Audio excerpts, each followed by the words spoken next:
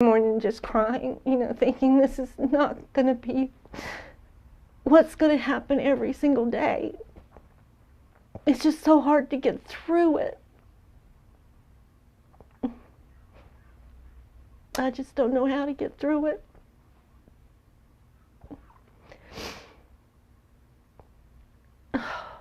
Tell me about his childhood. Did he play sports? Was he in scouts? What kinds of things did Yes, he he do? played sports. He played sports from the time he was 5 years old up until he was 17.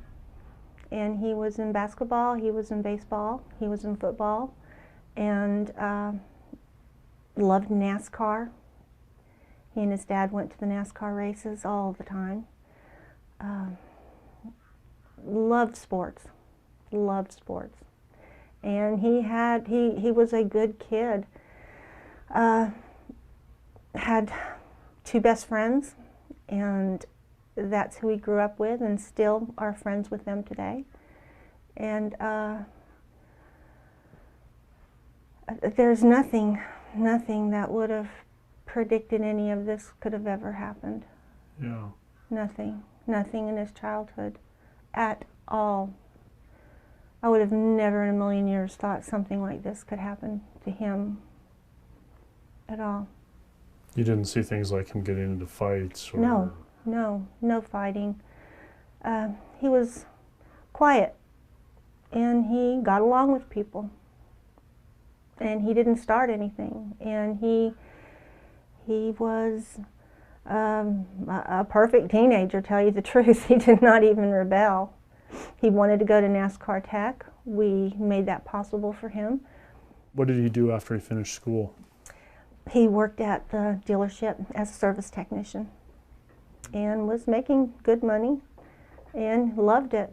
He bought a toolbox, and he started buying his tools, and enjoyed it. He was doing well. When and where did he meet Shanann? They met, and he liked her, she liked him, but it didn't, I don't think that was love at first sight or anything. They took a little while and I guess got to know each other and, dated. It was always a little strange that she always said a lot of things about Chris in front of me that I didn't like. Like, this isn't the kind of person I would date. He doesn't know how to do this, or he doesn't know how to do that. He looks like a skater boy. Look at his hair. Look how much stuff he puts on his hair. It was just on and on and on, and I just got a bad feeling. And they got married in 2012. Did they get married in North Carolina? They did. Mm-hmm. How was that? Oh, we didn't attend. Really? Mm-mm. We didn't attend because Shanann and I just couldn't get along, and I didn't like the way she treated him. What do you know about their marriage and their issues? Oh, very little, very little. You can only observe. I could only observe what I saw when I was around them. Christopher always seemed anxious, and he when she needed something, I mean, he would run. He wouldn't walk, he would run, he would get it. He just always seemed to be right there at her beck and call. And did that seem odd to you? Or? Very odd. It was very odd. He just seemed nervous. So how much did you see them over these last 6 years? Probably twice a year. We would go up there. Did you stay with them, or? Yeah, we would stay with them and stay a week and then come back home. Tell me about Bella and Celeste. Oh, Bella was just like Chris, just like him, shy, cautious, conservative. Cece was a ball of fire. I mean, she was fearless, completely fearless. She just loved to run, run, run, run, run. So they were wonderful. It breaks my heart to know that they're not here. They were beautiful children, beautiful children. What did they call you? Mimi. Mimi? And how about Ronnie? What did they call? Papa. Do you think Chris loves Shanann? Oh God, he loved her. Yes, I believe he loved her at first. I believe he did. But I think as the years went on, I think it just being in that kind of a relationship, which the social worker even said that marriage should have ended a long time ago. Shanann's pregnancy and was what did Chris tell you about that? Was he excited? No, I don't think he was. I think it was a shock to him. And he said that they have been talking about divorce, that they are not compatible anymore, and he was not happy anymore. And I finally thought he's finally seen the light. And I take it Chris had never been in trouble with the law? Never. He's got one speeding ticket and didn't even know about that. Tell me what happened when they were reported missing. What did you find out? How did you find out? Who told you? I think Ronnie called me. Ronnie called me and said that they're missing, and I thought, I don't believe it. I didn't believe they were missing. I believed that she was going to punish Chris. She was just going to punish him, take the girls, and just punish him. I had no idea of anything else. Christopher called and said, Mom, they're searching the house. I said, okay, that's fine. I mean, and I still was not worried. I was not worried. I just thought Shanann had run off with girls. So walk me through the sequence of events over the next few days. Did you and your husband travel to Colorado? Ronnie did. Okay. Ronnie did. And I mean, Christopher let everybody come in. Her phone is there. Her purse is there. Everything is there. But there's no kids and there's no Shanann. And I was not worried. I thought she has just gone off and I'm going to punish you for this and you can worry about me. But when Christopher called us and he said, I said, do you want us to come down now? He said, tell Dad I need him. Tell Dad I need him to come down. I said, what about me? He said, no, Mom, just stay. Just send Dad. And he picked him up at the airport and they drove to the police station. And Chris still didn't say anything to him. Nothing. He had already been interrogated 7 hours prior to that. He had already let the police go into his home, search everything. He was going in for another interrogation. The next thing, after 5 hours, they called Ronnie and said that your son wants to talk to you before he tells us anything. And that's when Christopher broke down and cried and said, I'm sorry, Dad.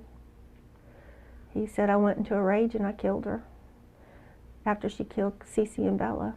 And he found out where he is and then they wouldn't let him see him. He couldn't see him. And so he was going back to the airport when his public defender called him and told him to come back. And that's when Ronnie met his public defender. And so talked to her for a while. And they kept in touch with us and let us know what's going on. And then what was the next update that you got? Was it? The next update I got was Ronnie called Jamie and told them they found their bodies. And they rushed over here. Nobody told me anything until they walked through the door. And they told me what happened, and I just fell to the floor.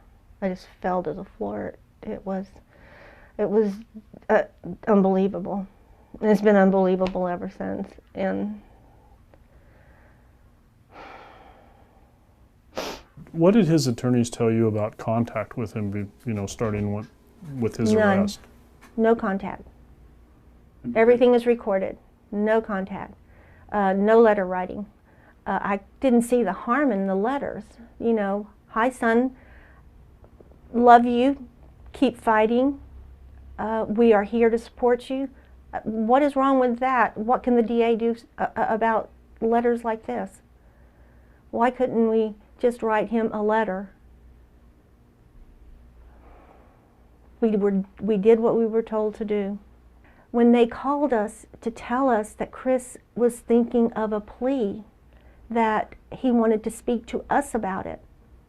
And when we got down there, it was a lie. They wouldn't let us talk to him about anything. And then we had to talk to him through a screen and a phone.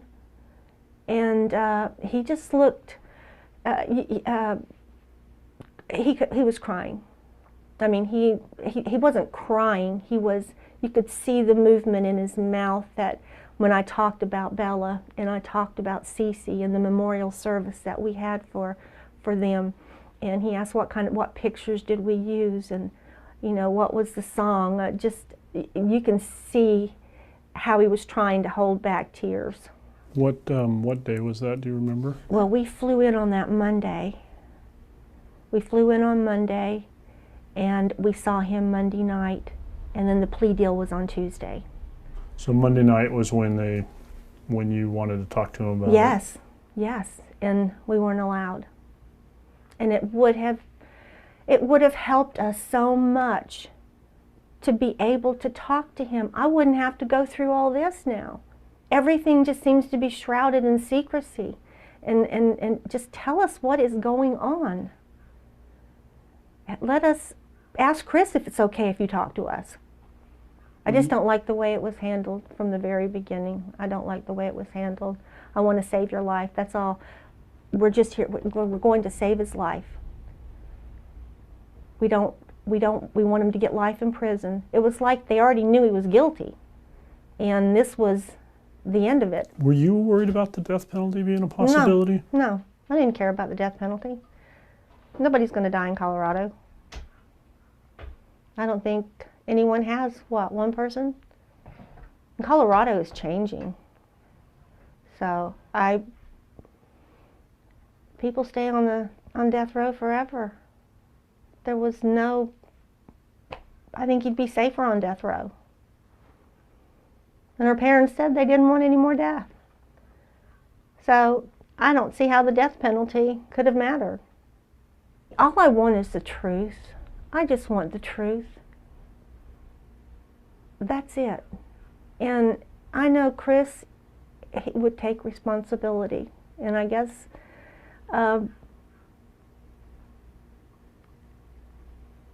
maybe he is. I don't know.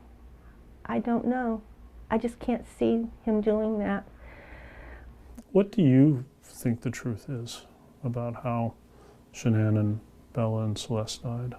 Oh, God, I don't know anymore, honestly. I don't know his frame of mind, and I don't know his frame of mind. Because why would you plead guilty to something you didn't do? And that's all I want to know. Why would you plead guilty if you didn't do it? If you told your dad you didn't do it? And that's what I want to know. And they said, well, you'll find all that out. Christopher will talk to you when and after he's sentenced. Well, isn't that too late then? I mean, isn't it too late? What if he tells me, no, I didn't do it? I just took this plea deal because they told me I was going to go to jail anyways. I just want the truth. All of us just want the truth. That's all. But I would like to know what triggered it. How can a normal young man, and he's normal. He was normal, but he wasn't evaluated when he came into the system. He wasn't normal if he did this. It must be bewildering. It's bewildering to me. It is. It is absolutely. How does this happen? How did this happen? And I go back in my mind thinking, was there something I didn't pick up with on Chris? But I can't think of anything except he was quiet. It sounds like in your own mind, you're unsure as to what happened. Yes. Have you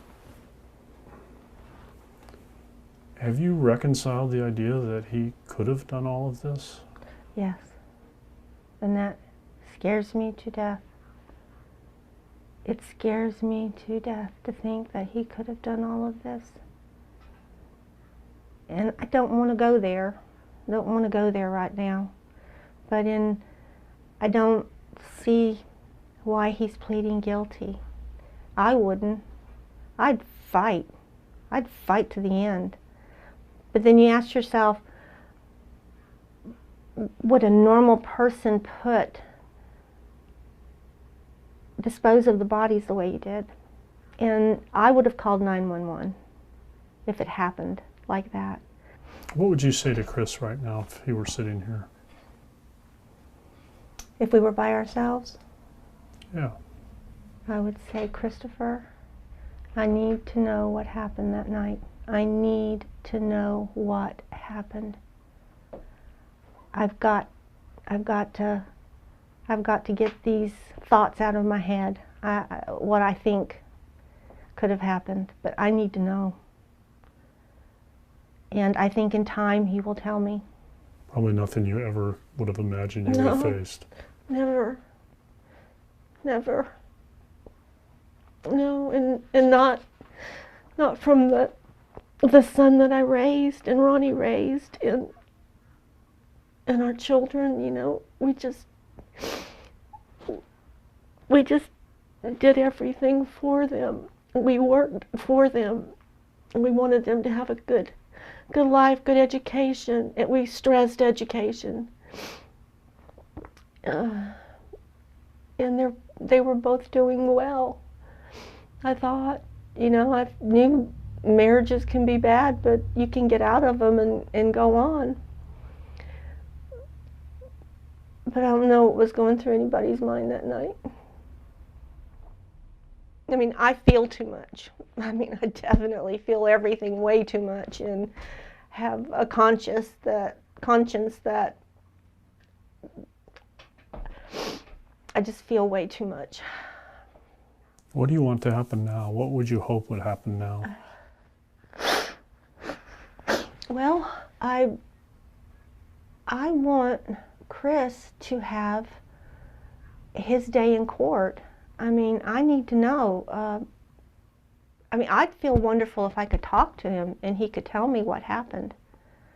And then we can all go on.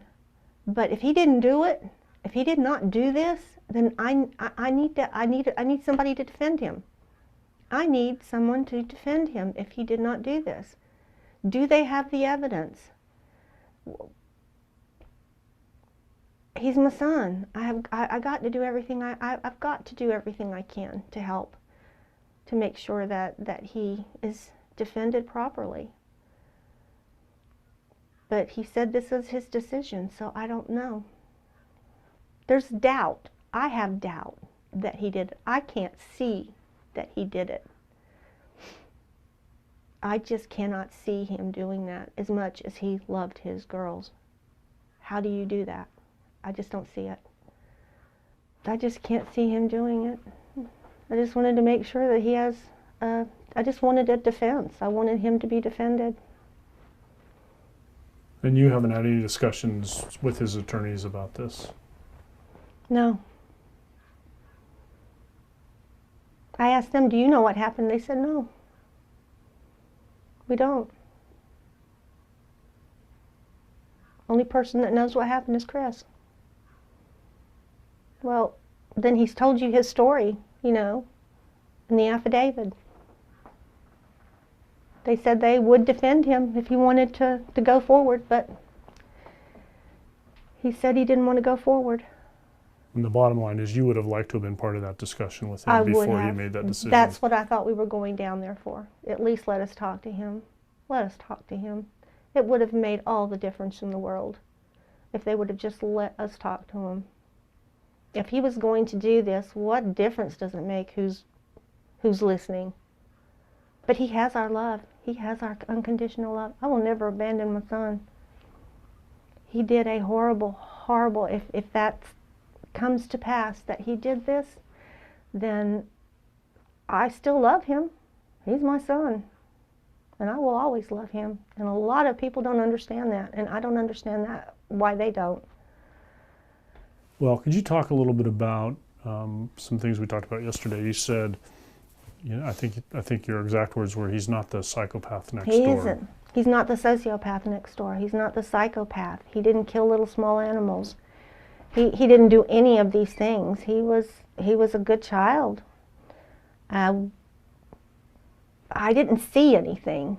I didn't see anything that was abnormal about him, except he was socially awkward.